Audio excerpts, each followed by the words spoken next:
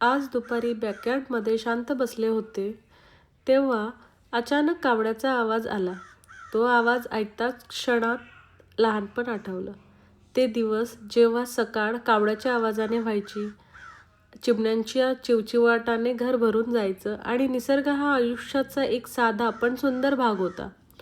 मुलगी शाळेत गेली होती म्हणून सहज त्या कावडाचा व्हिडिओ रेकॉर्ड केला. कारण ती आजपर्यंत कावडा फक्त पुस्तकात किंवा स्क्रीनवरच बघत आली आहे. आणि खरं सांगायचं तर इथे मी सुद्धा पहिल्यांदाच कावडा इतक्या जवळून पाहिला.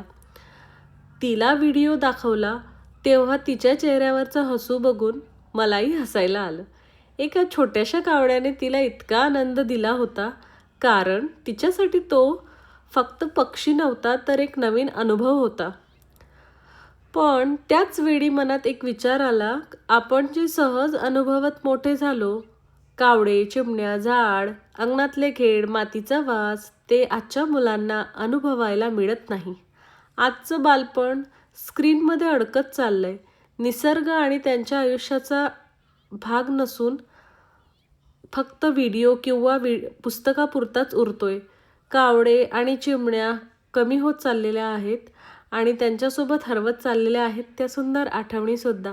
हा व्हिडिओ म्हणजे फक्त एक रेकॉर्डिंग नाही, तर निसर्गाची छोटीशी ओळख करून देण्याचा छोटासा प्रयत्न.